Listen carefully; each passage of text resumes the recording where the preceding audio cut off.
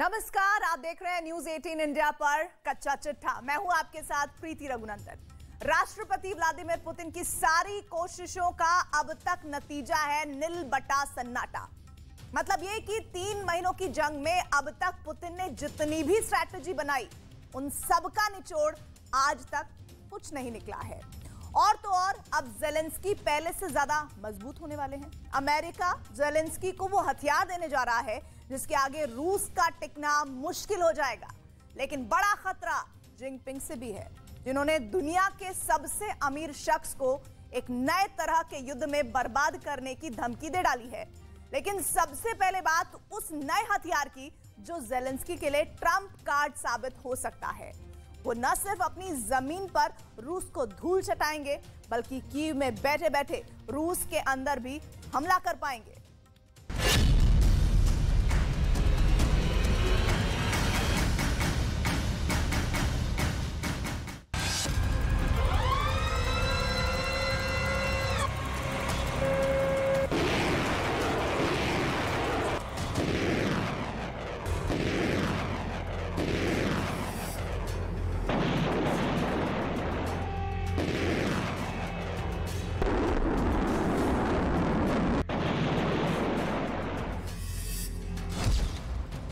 करारा जवाब मिलेगा। जिन मिसाइलों की मार से पुतिन जेलेंस्की को दहला रहे हैं, उसकी काट यूक्रेन को मिलने ही वाली है।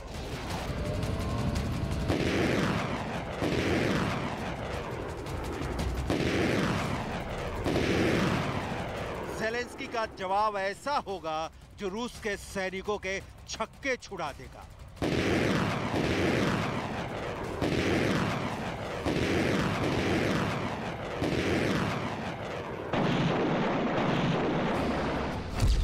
दिन क्या 9 साल तक जेलेंस्की इस नए हथियार के दम पर पुतिन को कीव पर कब्जे से रोक सकते हैं।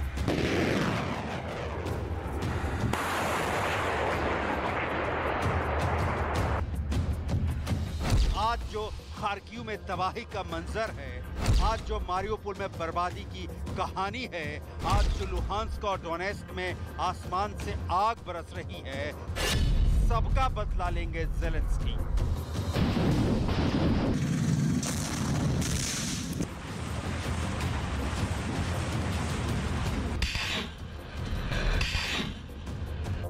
कैसे? तो इन तस्वीरों को जरा गौर से देखिए। एक के बाद एक मैगजीन में 6 मिसाइलें लोड कर दी गई हैं। दूसरा मैगजीन भी 6 मिसाइलों के साथ तैयार है। और अब देखिए इसकी अचूक मार। धुआं धुआं हो गया है सब कुछ।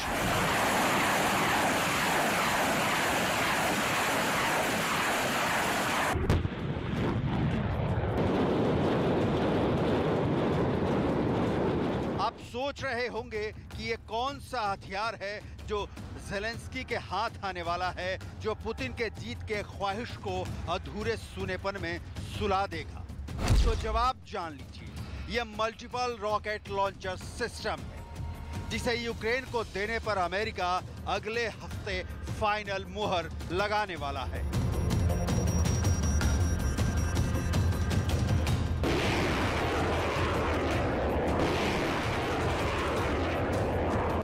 मतलब यूक्रेन युद्ध में रूस के भाप बना देने वाले वैक्यूम या थर्मोबैरिक बम का जवाब देने के लिए अमेरिका तैयार है। रूस के हमले से निपटने के लिए यूक्रेन की सेना लंबे समय से अमेरिका से इस हथियार को देने की गुहार लगा रही थी। Washington has to keep the promise and provide us with multiple launch rocket systems as soon as possible. Others will follow. If we do not get MLRS ASAP, the situation in Donbas will get even worse than it is now. And I do not want anyone to have a feeling that everything is more or less fine with the war. The situation in Donbas is extremely bad. अब Biden प्रशासन Ukraine को दिए जाने वाले अपने सैन्य package में इस रॉकेट को शामिल करने पर विचार कर रहा है।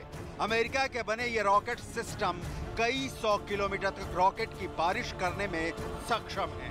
यूक्रेन का दावा है कि ये रॉकेट रूस के साथ जंग के दौरान गेम चेंजर साबित हो सकते हैं।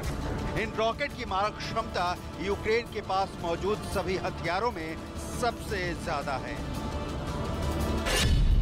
यूक्रेन ने अमेरिका से high mobility artillery rocket system की मांग की है, जिसे हिमास के नाम से जाना जाता है। रॉकेट सिस्टम हिमास 300 किलोमीटर तक जमीनी हमला करने में सक्षम है। यह सिस्टम भी उसी तरह से रॉकेट दाग सकता है जैसे मल्टीपल लॉन्च रॉकेट सिस्टम। हालांकि इसमें पहिए लगे होते हैं जो उसे आसानी से और तेजी से एक जगह से दूसरी जगह ले जाने में सक्षम होते हैं। रूस ने इन दिनों पूर्वी यूक्रेन में अपने हमले तेज कर दिए हैं, जहां यूक्रेनी सेना नाकाफी साबित हो रही है।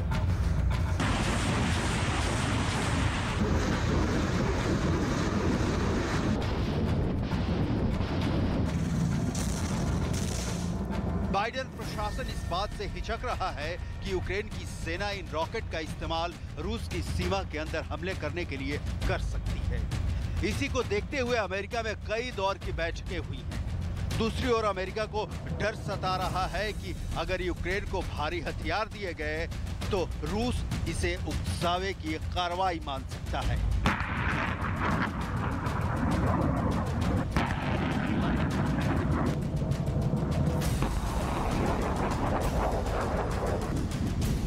इससे रूस अमेरिका के खिलाफ जवाबी कार्रवाई कर सकता है।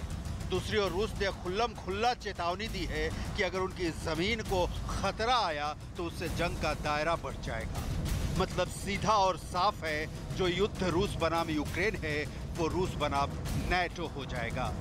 लेकिन इन धमकियों का अमेरिका या यूरोपीय सेहत पर अब तक ज्यादा असर नहीं हुआ है, क्योंकि ज़ेलेंस्की का अब तक पुतिन के सामने टिके रहना ही इस बात की गारंटी है कि उन्हें हथियार भी मिल रहे हैं और डॉलर भी। The problem is that since the beginning of this latest phase of the war, since 24th of February, I do not see NATO acting as an alliance in providing Ukraine with weapons. We see some allies providing us with weapons. जबकि रूस के Ukraine पर हमले दिनों दिन तेज होते जा रहे हैं।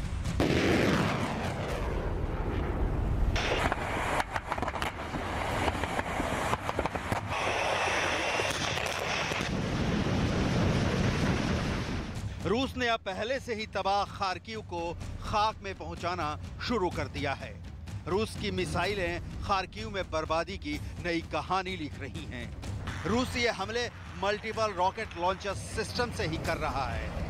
ज़ेलेंस्की रूस की भाषा में ही रूस को जवाब देना चाहते हैं। Обстріли ми мали через реактивні системи залпового вогню та артилерію.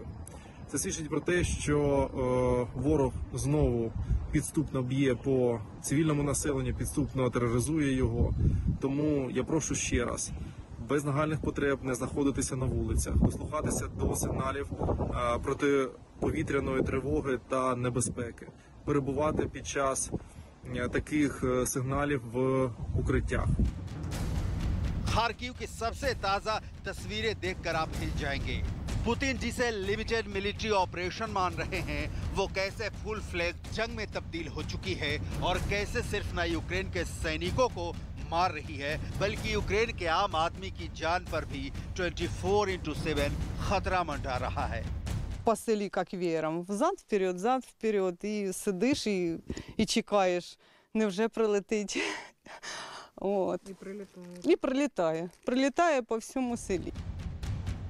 ज़ेलेंस्की एक कुशल योद्धा की तरह विश्व बिरादरी से यूक्रेन के प्रति सहानुभूति की अपील कर रहे हैं। अपने तबाह होते देश की खबर सुना रहे हैं। रोजाना शाम को ज़ेलेंस्की युद्धग्रस्त यूक्रेन का अपडेट देते हैं।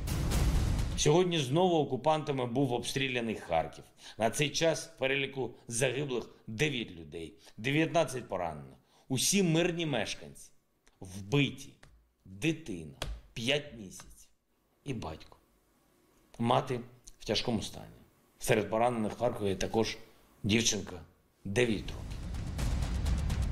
ज़ेलेंस्की और उनकी कैबिनेट ये भी मान रही है कि जिस तरह से नेटो को यूक्रेन की मदद करनी चाहिए वो यूक्रेन को अब भी नहीं मिल रही। जिस पैमाने पर उनके सैनिकों को हथियार मिलने चाहिए वो अब भी नहीं मिल रहे, बावजूद इसके कि बाइडेन ने ज़ेलेंस्की के लिए अमेरिका का खजाना खोल दिया है। ऐसा कोई हफ्ता नहीं जाता जब अमेरिका से यूक्रेन को मदद की खेप नहीं पहुंचती। Basically, they admitted that in countering Russian aggression, they cannot operate as an alliance. Some allies are more active than others. The role of such NATO members as the United Kingdom, the United States, Poland, Turkey is crucial. असल में रूस जिन हथियारों का इस्तेमाल Ukraine के खिलाफ कर रहा है उसका जवाब देने के लिए यूक्रेन के पास हथियार तो हैं, लेकिन उस स्तर के नहीं, अब भी नहीं जिसकी दरकार है। हालांकि इसके साथ ये भी सच है कि रूस ने अब तक जिन हथियारों का इस्तेमाल किया है वो बहुत हद तक कोई रिजल्ट देने में नाकाम रहे हैं। लिहाजा ये समझना बहुत जरूरी है कि पुतिन की ऐसी कौन सी मजबूरी है जिसमें फंसकर अब भी वो बाबा आदम के जमाने के हथियारों का इस्तेमाल यूक्रेन युद्ध में कर रहे हैं। इन हथियारों के दम पर पुतिन ने यूक्रेन में अब तक क्या हासिल किया है इसकी पूरी डिटेल हम आपको बताएंगे, लेकिन पहले रूस के उन हथियारों को देख लीजिए जो चले तो खूब, लेकिन जितना चले उससे ज्यादा खुद बर्बाद भी हुए।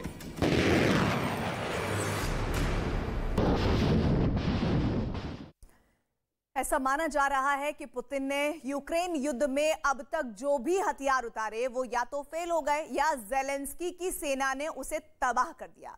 इसकी मिसाल है रूसी टैंक, यूक्रेन जिसके लिए कब्रिस्तान साबित हुआ। दुनिया के सबसे बड़े परमाणु जखीरे वाले देश रूस के साथ ऐसा क्यों हुआ? क्यों यूक्रेन के खिलाफ रूसी हथियार नाकाम हुए और क्या कारण है कि विदेशों से मिल रहे हथियारों की मदद से ज़ेलेंस्की ने रूसी फौज के छक्के छुड़ा दिए? इन सब की डिटेल इस स्पेशल रिपोर्ट में देखिए।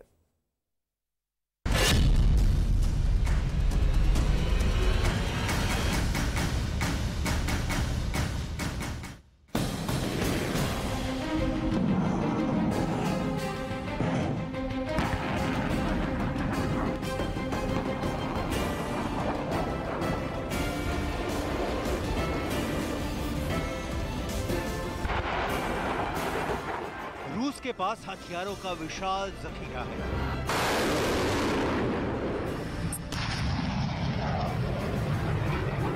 लेकिन रूस के यूक्रेन पर किए गए हमले के दौरान सोवियत संघ के बाद के रूस की खामियां और कमियां सामने आई हैं।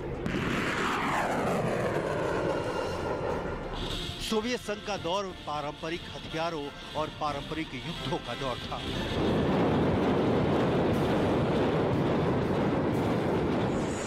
पर आधुनिक तकनीक हावी हो चुकी है। यूक्रेन का दावा है कि अब तक उसने रूस के 1300 टैंकों को बर्बाद कर दिया है, जिसमें 700 टैंकों का मलबा तो यूक्रेन में बिखरा पड़ा है, जिसे अब भी देखा जा सकता है। सच्चाई यह है कि रूस के पास दुनिया में सबसे ज्यादा करीब 12,000 से भी ज्यादा टैंक है, लेकिन T-64 main battle tank, T-72 main battle tank, T-80 main battle tank, T-90 main battle tank Ukraine की मार से कोई नहीं बच पाया। FMG-148 जैवलिन जो अमेरिकी पोर्टेबल एंटी टैंक मिसाइलें हैं जिन्हें आसानी से कंधे पर रखकर कहीं भी ले जाया जा सकता है, इसने रूसी टैंकों को काफी नुकसान पहुंचाया है।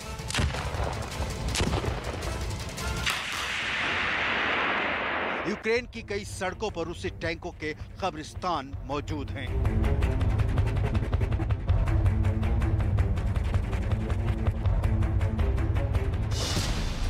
अब खबर आ रही है कि रूस ने सोवियत जमाने के T-62 टैंक को मैदान में उतारा है। रूस का ये टैंक 50 साल पुराना है। रूस के पास करीब 2500 T-62 टैंक हैं।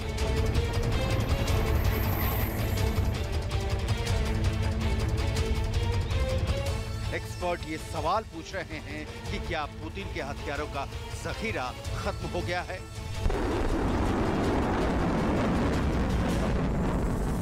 ये सवाल इसलिए भी पूछा जा रहा है कि रूस ने यूक्रेन के खिलाफ अभी तक phosphorus bomb, cluster bomb, vacuum bomb, hypersonic मिसाइलें, किंझल मिसाइलें, 3M54 कैलिबर मिसाइलें, 9K 720 इस्कंदर बैलिस्टिक मिसाइलें, 75 fixed wing bomber planes, next generation light anti tank weapon.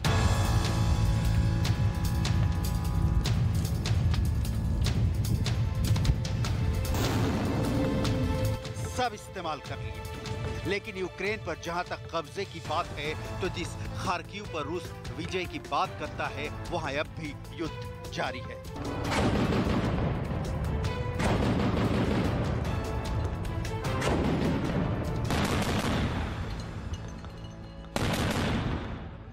जिस मारियोपोल में रूसी विक्ट्री की बात हो रही है वहां अब भी यूक्रेन की सेना फाइट कर रही है।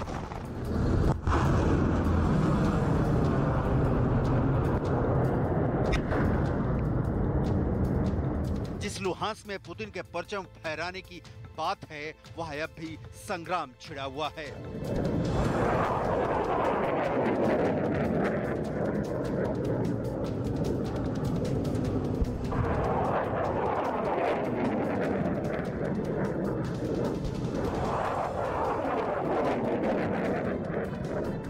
यहाँ ये आपको जानना बहुत जरूरी है कि रूस ने यूक्रेन के किन हिस्सों पर पूर्ण रूप से कब्जा कर लिया है या उसका दावा किया जा रहा है।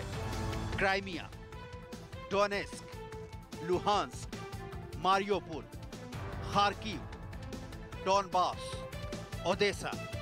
मैप बताता है कि इन इलाकों में रूस का प्रभुत्व स्थापित हो चुका है, लेकिन ये तस्वीरें अंतिम सच मानने से इनकार कर रही हैं।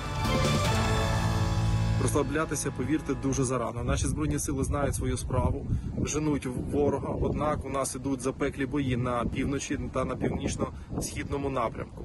Крім того, Ізюмський напрямок так само залишається у нас один із тих, де ведуться запеклі бої. Наші Збройні сили там свої позиції тримають, і ворог несе там значних втрат.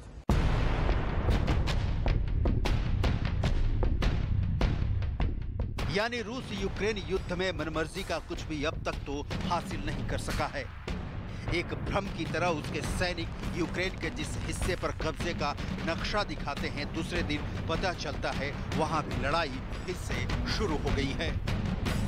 В містах і громадах ближче до кордону Росії, в Донецьку, в Луганську вони збирають усіх, кого можуть, щоб заповнити місце убитих та поранених в окупаційному контингенті. Усе це, включно з депортацією наших людей і масовими вбивствами цивільних, очевидна політика геноциду, яку здійснює. ये सच है कि यूक्रेन के पास रूस जितने हथियार नहीं हैं, लेकिन उसे जिस लेवल पर हथियारों के तौर पर मदद मिल रही है वो रूस को चैलेंज करने के लिए काफी साबित हो रहे हैं। जैसे हमलावर ड्रोन। यूक्रेन को अमेरिका और तुर्की ने बड़ी मात्रा में हमलावर ड्रोन मुहैया कराए हैं। यूक्रेन को मिले इन ड्रोनों ने रूसी काफिले को काफी नुकसान पहुंचाया है। S-300 missile defence system. Slovakia की सरकार ने यूक्रेन को रूस में बने S-300 aircraft and missile defence system दिया है। इस सिस्टम के मिलने के बाद यूक्रेन के ऊपर रूसी लड़ाकू विमानों का प्रभुत्व कमजोर पड़ चुका है। Mi-17 helicopter. अमेरिका ने यूक्रेन को रूसी Mi-17 हेलीकॉप्टर भी दिए हैं। रूस के यही हेलीकॉप्टर अब रूसी सेना के लिए आफत बन रहे हैं। NLAW light anti tank weapon. Britain ने अब तक करीब 3600 लाइट एंटी टैंक वेपन यूक्रेनी सेना को दिए हैं। हमर और रडार सिस्टम। अमेरिका ने यूक्रेन को 70 हमर गाड़ियां दी हैं। FIM-92 stringer system. अमेरिका में बना ये सिस्टम तेज रफ्तार लड़ाकू विमानों और हेलीकॉप्टर को निशाना बनाता है। अमेरिका और जर्मनी ने ऐसी 1900 यूनिट्स यूक्रेन को दी हैं। Night vision equipments. अमेरिका से मिले नाइट विजन ग्लासेस भी यूक्रेनी सेना की बड़ी मदद कर रहे हैं। बुलेट प्रूफ बख्तरबंद गाड़ियां। जर्मनी ने यूक्रेन की सेना को 80 बुलेट प्रूफ बख्तरबंद गाड़ियां दी हैं।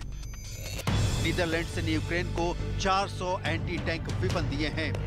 Intelligence support. अमेरिका और यूरोपीय संघ के पास ऐसे कई सैटेलाइट हैं जो बेहद हाई रिजोल्यूशन में धरती का डेटा जुटाती हैं। इन सैटेलाइटों और दूसरे स्रोतों से मिला खुफिया डेटा भी इस युद्ध में यूक्रेनी सेना की काफी मदद कर रहा है।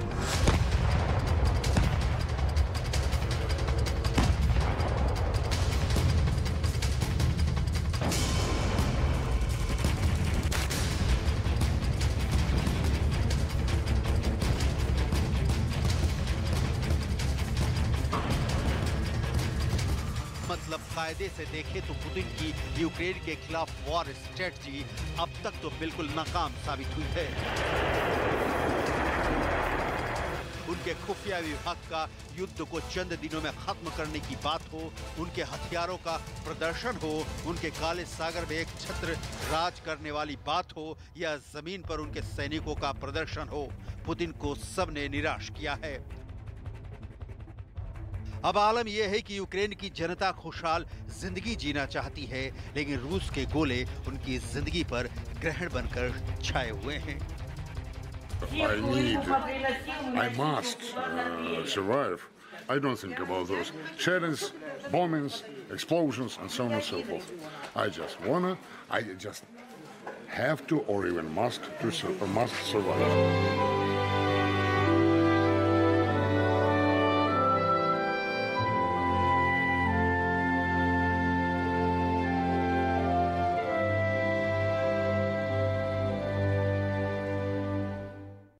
यूक्रेन में युद्ध के साथ साथ अगर दुनिया में एक और जंग शुरू हो जाए तो क्या होगा? ऐसा बहुत बड़ा खतरा इस वक्त चीन पैदा कर रहा है और अमेरिका ने भी उस आग में घी डाल दिया है। पिछले 24 घंटों के अंदर चीन ने अपनी वो मिलिट्री पावर दिखानी शुरू की है जिससे वो बाइडेन और अमेरिका दोनों को बहुत खतरनाक नतीजे भुगतने के लिए मजबूर कर सकता है।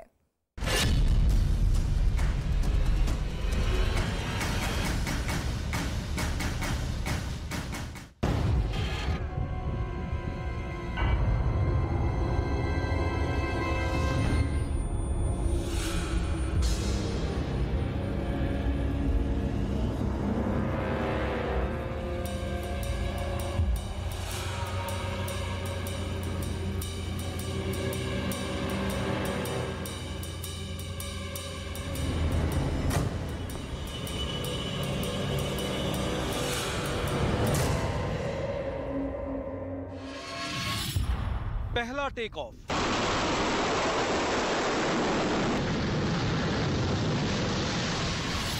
दूसरा टेक ऑफ,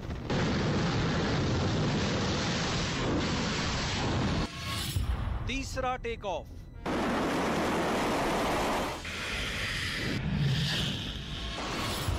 चौथा टेक ऑफ,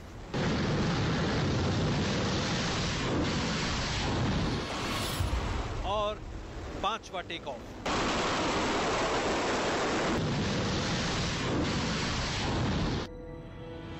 चीन ने अपनी ताकत का फुल पैकेज दिखाना शुरू कर दिया और ऐसा अचानक हुआ है।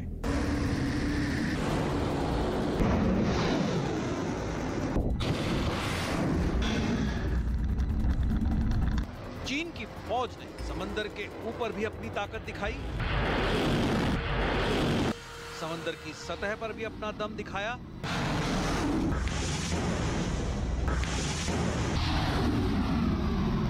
और समंदर के नीचे यानी पनडुब्बी वाली पावर भी दिखाई है।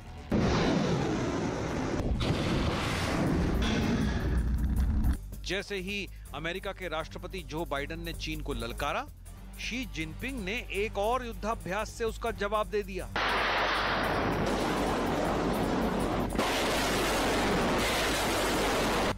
चीन के सरकारी मीडिया खासकर ग्लोबल टाइम्स ने लिखा है कि बाइडेन ने ताइवान को बचाने की बात कही तो चीन ने युद्धाभ्यास करके दिखा दिया। साउथ चाइना मॉर्निंग पोस्ट ने लिखा कि चीन का युद्धाभ्यास ताइवान को बहुत बड़ी चेतावनी है। न्यूयॉर्क टाइम्स ने भी बताया कि बाइडेन के एशिया दौरे का जवाब चीन ने युद्धाभ्यास से दिया है। अब समझ लीजिए कि एशिया में युद्ध के खतरे का लेवल कहां पहुंच गया है। युद्धाभ्यास करके अमेरिका को धमकाया जा रहा है। बाइडन ने ताइवान को लेकर जो कहा, उसकी कोशिश करना भी चीन के दुश्मनों को समंदर में डुबो देगा, और इसकी डायरेक्ट वार्निंग जो बाइडन को दी गई है। देखा जाए तो अब पूरी दुनिया के सामने अमेरिका बनाम चीन का मुकाबला सतह पर आ गया है। सवाल है कि विश्व युद्ध का माहौल तैयार कौन कर रहा है?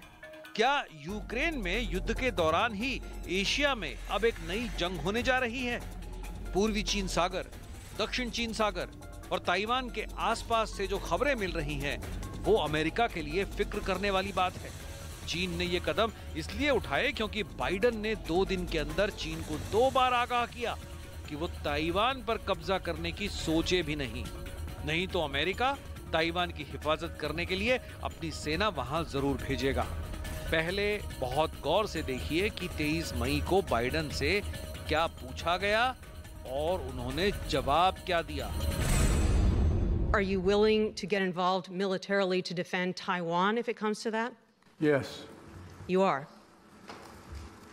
That's the commitment we made. अब देखिए कि अगले दिन जब जापान में क्वाड की बैठक थी, तब जो बाइडन ने ताइवान को लेकर कैसे यही बात किस अंदाज में दोहराई कि वो ताइवान सेना जरूर भेजेंगे। Mr. President, would you send troops to Taiwan if China invaded? Our policy has not changed at all. I stated that when I made my statement yesterday. ये अमेरिका के राष्ट्रपति बाइडन की तरफ से ऐसा विस्फोटक बयान था जिसने चीन के राष्ट्रपति शी जिनपिंग का गुस्सा 7वें आसमान पर पहुंचा दिया। बाइडन के यही तेवर देखकर चीन ने फौरन इमरजेंसी युद्धाभ्यास का फैसला किया और ताइवान के करीब मौजूद अपनी नौसेना को शी जिनपिंग ने जंगी ड्रिल करने का ऑर्डर दे दिया।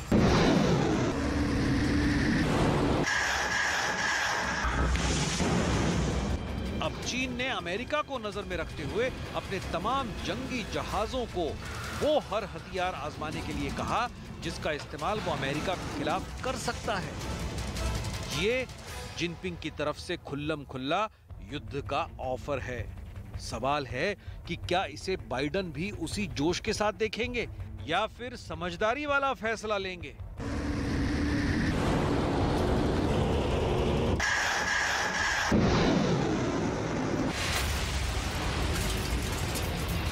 देखा जाए तो एक बात बहुत साफ है कि बाइडन ने कहा है कि उन्होंने ताइवान से वादा किया है और ये वादा वो कभी नहीं तोड़ सकते। इसके साफ साफ मायने हैं कि अगर ताइवान पर चीन ने हमला किया तो अमेरिका उसे बचाएगा, और इसका सीधा सीधा मतलब ये है कि अगर चीन ने ताइवान पर हमला किया तो चीन और अमेरिका के बीच युद्ध होगा। ये बाइडन की तरफ से चीन को टुकड़े टुकड़े करने वाला ऐसा बयान है जिससे चीन का पारा 100 डिग्री सेल्सियस के पार पहुंच गया है।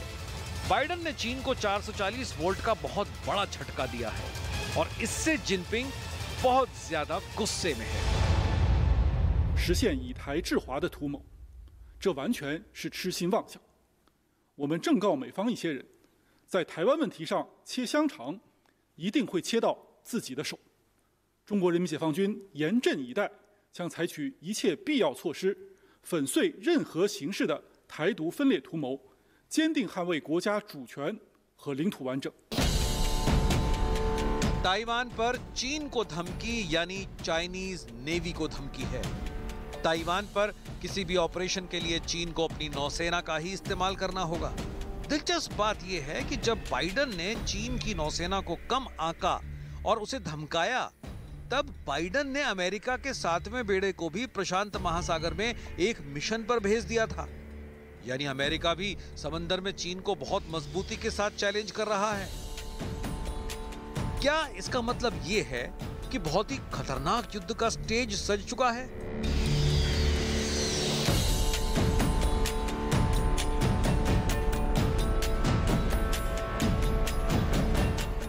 क्योंकि चीन को डराने के लिए अमेरिका का सबसे बड़ा जंगी जहाज निकल चुका है।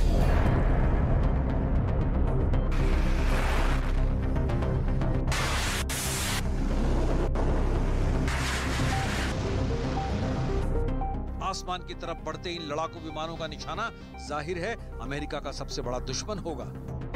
और फिलहाल प्रशांत महासागर में ये चीन ही हो सकता है।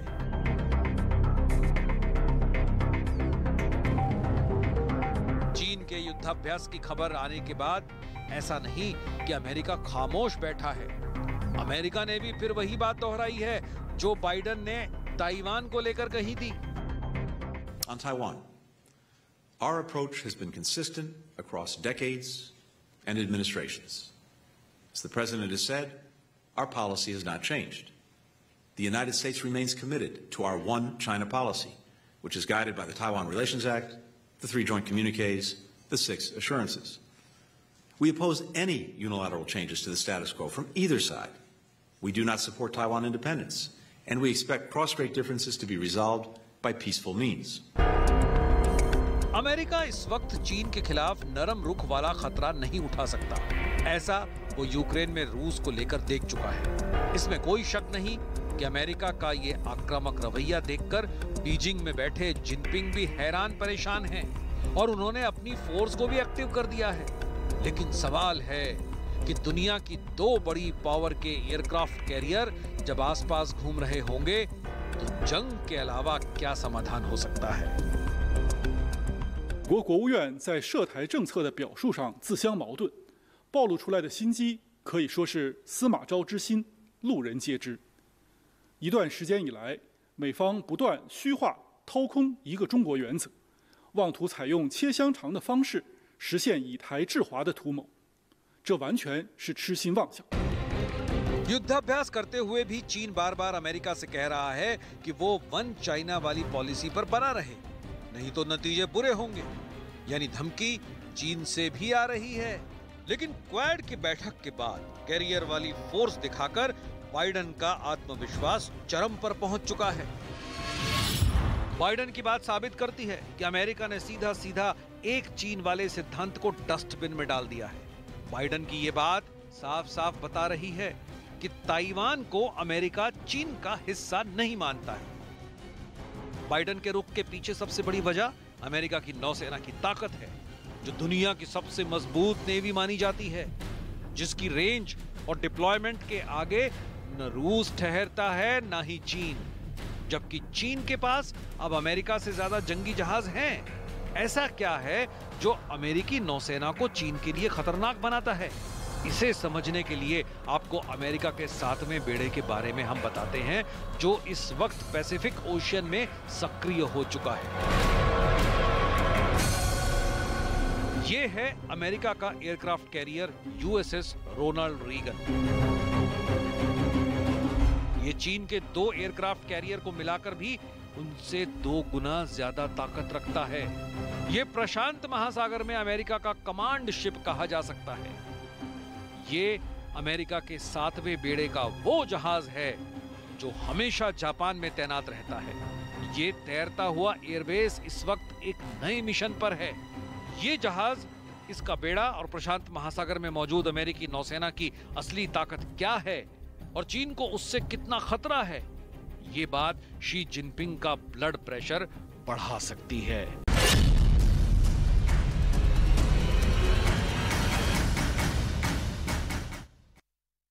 जिनपिंग इस बात को बहुत अच्छी तरह से जानते हैं कि अमेरिका के पास ऑप्शन बहुत कम है। यही वजह है कि चीन ने अब दुनिया के सबसे अमीर व्यक्ति एलॉन मस्क को अपने टारगेट पर ले लिया है। जिनपिंग को एलॉन मस्क की किस बात से जलन हो रही है, यह रिपोर्ट आप देखेंगे तो आपको पता चलेगा कि जिनपिंग समंदर के साथ अंतरिक्ष में भी बहुत बड़े युद्ध की तैयारी कर रहे हैं।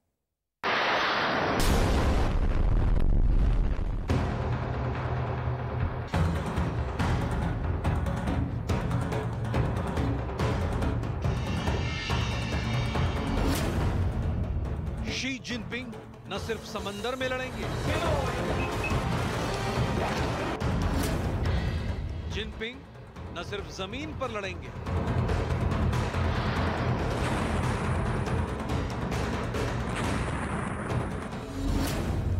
जिनपिंग न सिर्फ आसमान में लड़ेंगे,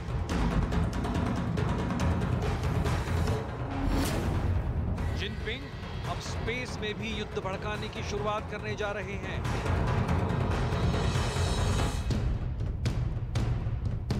स्पेस यानी जिनपिंग का जंग वाला दायरा पृथ्वी से बाहर निकलकर अंतरिक्ष तक फैलने जा रहा है।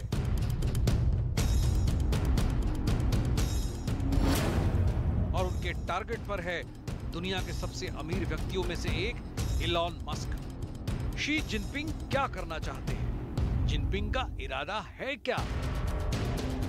जिनपिंग स्पेस वॉर की शुरुआत क्यों करना चाहते हैं? और सबसे बड़ी बात यह कि उन्हें इलॉन मस्क से खतरा क्या है? तो साउथ चाइना मॉर्निंग पोस्ट की यह खबर देखिए। साफ साफ लिखा है कि चीन को मस्क की स्टारलिंक सैटेलाइट सिस्टम को निशाना बनाना चाहिए। तो न्यूज वीक की हेडलाइन कहती है कि इलॉन मस्क का स्पेस एक्स युद्ध में अमेरिका की मदद करेगा। ग्लोबल टाइम्स इलॉन मस्क के खिलाफ लंबे समय से एजेंडा चला रहा है।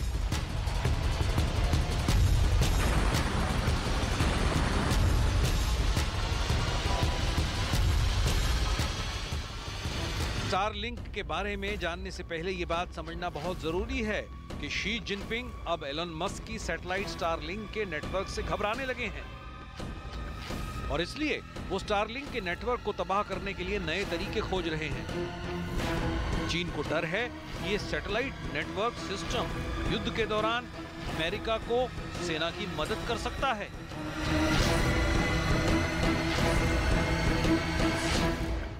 और ये चीन के लिए तो बहुत बड़ा खतरा बन जाएगा।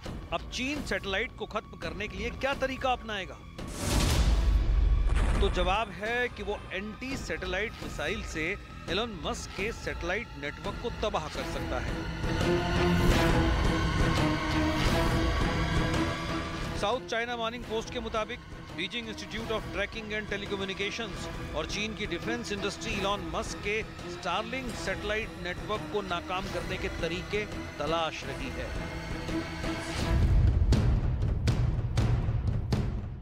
इसे लेकर चाइनीज रिसर्चर्स ने एक स्टडी भी पब्लिश की है। दरअसल स्टारलिंक एलन मस्क की कंपनी स्पेस एक्स का एक सैटेलाइट नेटवर्क सिस्टम है। स्पेस एक्स ऐसी सैटेलाइट लगातार अंतरिक्ष में भेज रहा है। इस सिस्टम में हजारों छोटी बड़ी सैटेलाइट होंगी। इन्हें लो अर्थ ऑर्बिट में प्लेस किया जा रहा है।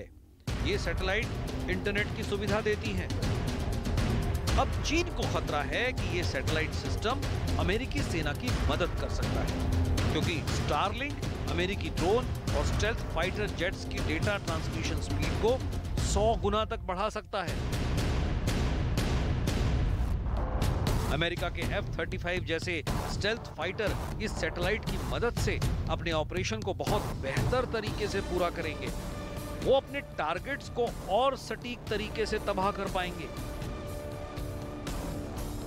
इसलिए चीन ने यह शक जताया है कि मस्क की स्टारलिंक सैटेलाइट से उनके देश की सुरक्षा खतरे में पड़ सकती है, जिसके बाद से ही चीन इन सैटेलाइट को ठिकाने लगाने के लिए प्लान बना रहा है। यानी एक तरफ जहां यूक्रेन में भीषण जंग छिड़ी हुई है, वहीं आने वाले दिनों में स्पेस वॉर यानी अंतरिक्ष में भी लड़ाई शुरू हो सकती है।